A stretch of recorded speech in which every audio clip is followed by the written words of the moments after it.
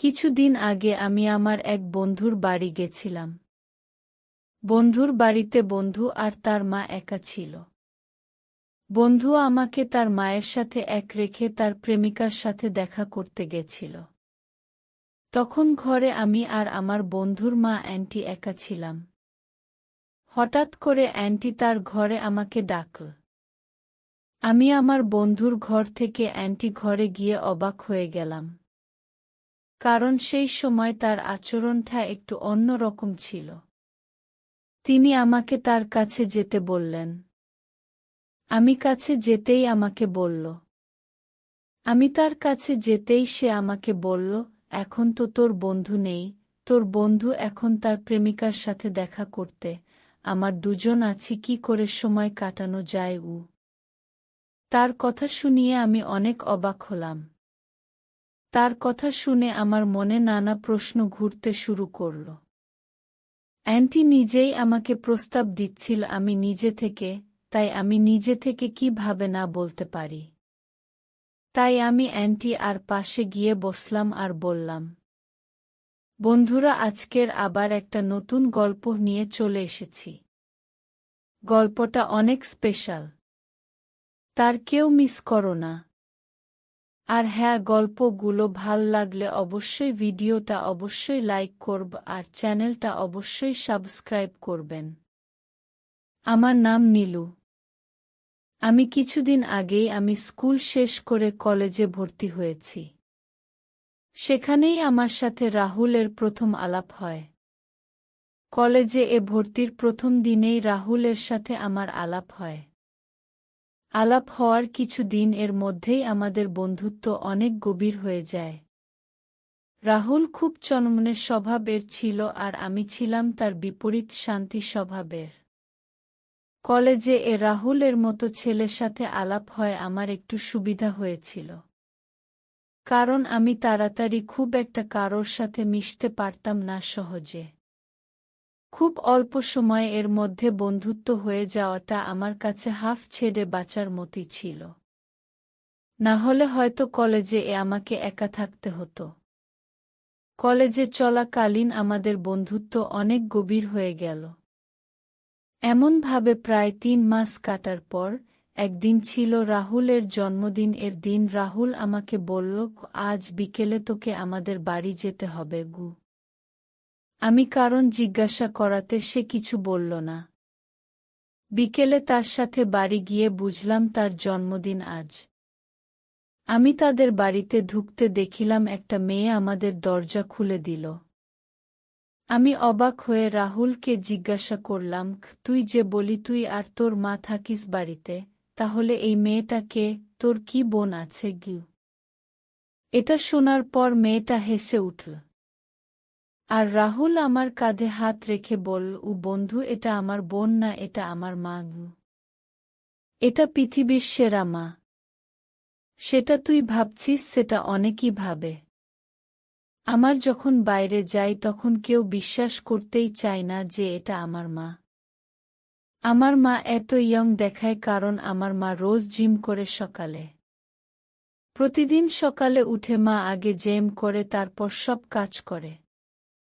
এটাই আমার মায়ের তরুণ দেখানোর আসল রহস্য।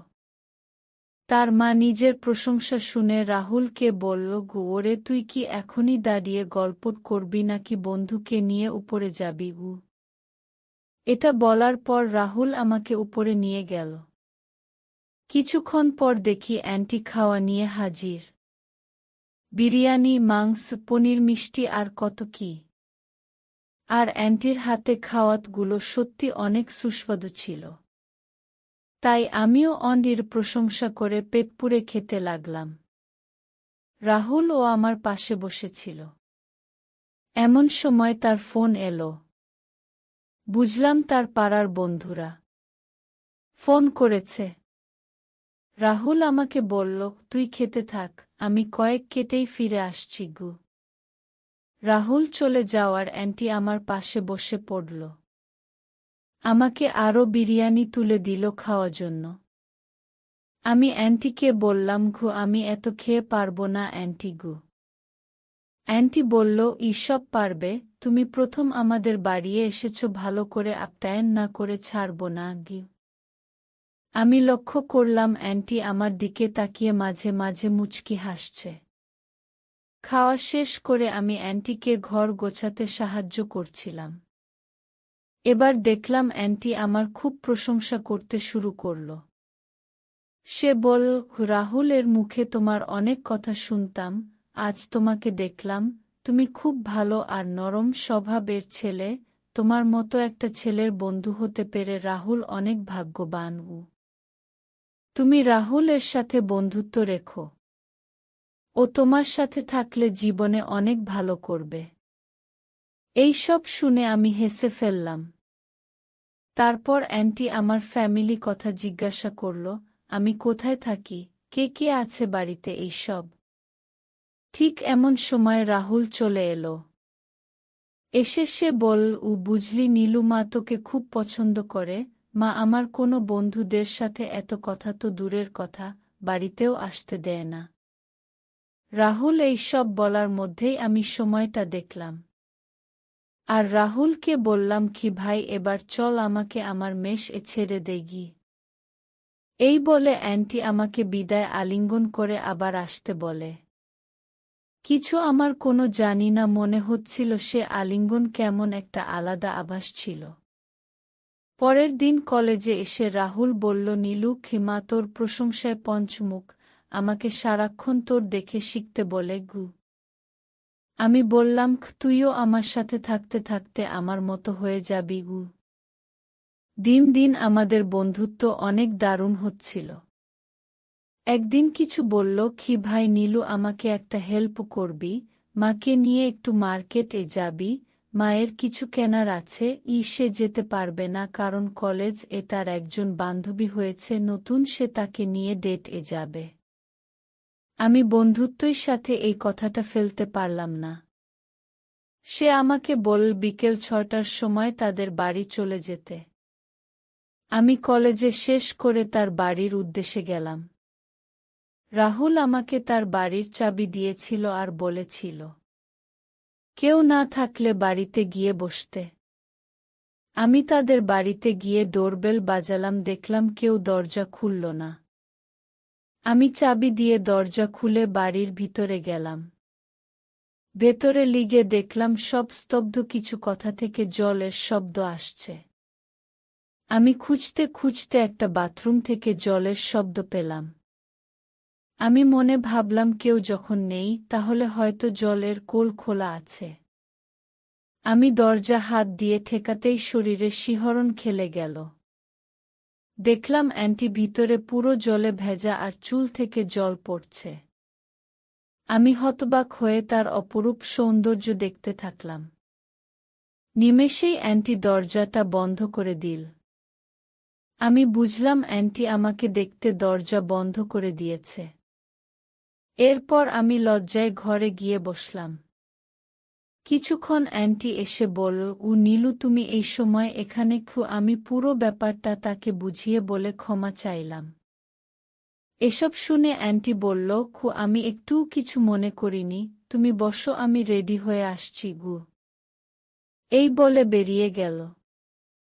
আমি নিজের প্রতি খুব ঘেন্না লাগছিল। তিনি তার ঘরে গিয়ে রেডি হলে এলেন। খুব সুন্দর লাগছিল তাকে। আমি চোখ ফেরাতে পারছিলাম না। কিন্তু তাকে দেখতে আমার একটু ইতস্তত লাগছিল। অ্যান্টি আমার গাল টিপে বলল, কি ভাবছ? আমি কিছু মনে করিনি গি। চলো তাড়াতাড়ি করি, আমাকে ফিরে রান্না করতে হবে আবার। আমি নিজেকে সামলে নিয়ে তার সাথে বেরিয়ে পড়লাম। তাকে আমি বাইক নিয়ে পুরো বাজার ঘুরলাম। বাজার থেকে ফেরার সময় সে আমার 2 কাঁধে হাত রেখে বসল। বলল, এবার থেকে আমি তোমাকে নিয়ে বাজার যাব। তুমি আমার কথা মতো দোকানে নিয়ে যাও, তোমার বন্ধু তো একটা দোকানে বসে থাকে আর আমাকে পায়ে হেঁটে বাজার করতে হয়। তুই কত সুন্দর আমার ব্যাগগুলো আনলে, আমার সাথে সব দোকানে গেলে। তার এই কথাগুলো আমার মনে দাগ ফেলতে শুরু করল। বাজার থেকে বাড়ি ফিরে অ্যান্টি রুম চলে গেল। আমি বসে আছি এমন সময় নতুন ক্যান শাড়িটা পরে এসে আমাকে বলল, কেমন লাগছে? আমি বললাম, ভালো লাগছে, কিন্তু একটু দিলে সামনেটা। সে বল, পিছন থেকে একটু টাইট করে বেঁধে দিতে। আমি পিছন থেকে ব্রেকে দিলাম। সামনে এসে দেখি সে চোখ বন্ধ করে দাঁড়িয়ে আছে। আমি সামনে যেটাই সে আবার বলল, কেমন লাগছে? আমি তার উত্তরে বললাম, আপনি এমনি দেখতে অনেক সুন্দর, এখনো অনেক সুন্দর লাগছে, সিনেমার নায়িকাদের মতন গু। সে লজ্জায় লাল হয়ে চলে গেল। ঠিক এমন সময় রাহুল এর ফোন এলো। সে জানাল সে ফিরবে না আজ, কিন্তু মাকে এক বাড়িতে রাখবে না, তাই সে আমাকে থাকতে বলল। এদিকে অ্যান্টি ঘর থেকে বেরিয়ে এসে বলল, রাহুলের কি খবর গু? আমি মিথ্যে বললাম, খুঁজে রাহুলের স্যার কাজ দিয়েছে গু, সে আজ রাতে আসতে পারবে না। আসলে সত্যি যদি বলতাম যে রাহুল কোনো মেয়ের সাথে রাতে থাকবে, তাহলে অন্ডি ওকে এখন ফোন করে ডিস্টার্ব করত। আর বন্ধুত্বের খাতিরে তো একটি মিথ্যা চলেই। অ্যান্টি আমাকে বলল, তুমি আমার সাথে থাকো, আমি একা থাকতে পারি না। তখনও আমি জানতাম না আজ রাতে আমার সাথে কি হতে চলেছে। রাতে খোয়ার শেষ করে অ্যান্টি আমাকে তার ঘরে ডাকল। আমার দুজনে কথা বলতে থাকলাম। আমি বললাম, গ্রামে আমি মা বাবা থাকতাম, বাবা চাষ করেন, তিনি চাষবাস করেই আমাকে লেখাপড়া শিখিয়েছেন, তাই আমি শহরে এসেছি একটা পড়াশোনা শিখে ভালো করে চাকরি পেতে গু। এটা শোনার পর অ্যান্টি আমার মুখ চেপে ধরল আর বলল, তুমি কখনো ভাববে না তুমি একটা, আমি তোমার সাথে আছি গু। আমার মনে মনে কেমন একটা সন্দেহ হয়েছিল।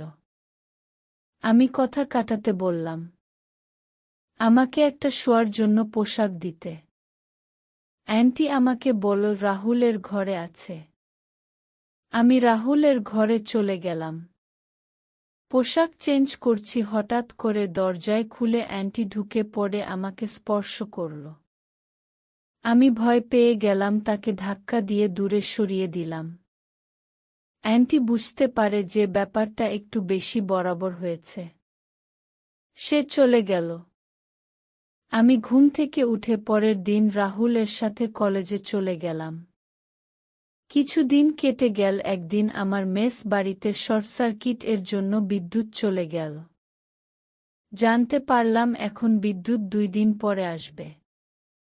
কিন্তু 2 দিন পর কলেজে এর এক্সাম ছিল, তাই পড়তেও হবে। রাহুলকে জানাতে সে চলে এলো আমাকে নিতে। তার বাড়িতে থেকে পড়ব কিছু দিন এর জন্য। আমি সব বইগুলো নিয়ে চলে গেলাম। গিয়ে দেখলাম অ্যান্টি আমাকে দেখে আসলো। কথা বলে চলে গেল আবার রাহুল এর ঘর থেকে। কিছুক্ষণ পর রাহুল এর ফোন এলো। সে চলে গেল, বলল সে ফিরবে না কারণ কলেজের সেই মেয়েটা ফোন করেছে। অ্যান্টিকে সেটা জানাতে না। হঠাৎ করে অ্যান্টি তার ঘরে আমাকে ডাকল। আমি আমার বন্ধুর ঘর থেকে অ্যান্টি ঘরে গিয়ে অবাক হয়ে গেলাম। কারণ সেই সময় তার আচরণটা একটু অন্য রকম ছিল। তিনি আমাকে তার কাছে যেতে বললেন। আমি কাছে যেতেই আমাকে বলল। আমি তার কাছে যেতেই সে আমাকে বলল, এখন তো তোর বন্ধু নেই, তোর বন্ধু এখন তার প্রেমিকার সাথে দেখা করতে, আমার দুজন আছি, কি করে সময় কাটানো যায় উ। তার কথা শুনিয়ে আমি অনেক অবাক হলাম। তার কথা শুনে আমার মনে নানা প্রশ্ন ঘুরতে শুরু করল। অ্যান্টি নিজেই আমাকে প্রস্তাব দিচ্ছিল আমি নিজে থেকে, তাই আমি নিজে থেকে কিভাবে না বলতে পারি। তাই আমি অ্যান্টি আর পাশে গিয়ে বসলাম। এবার অ্যান্টি দেখলাম উন্মুক্ত হয়ে গেল। আমাকে কাছে টেনে নিল। এবার আমিও অ্যান্টি খেলতে শুরু করে দিলাম।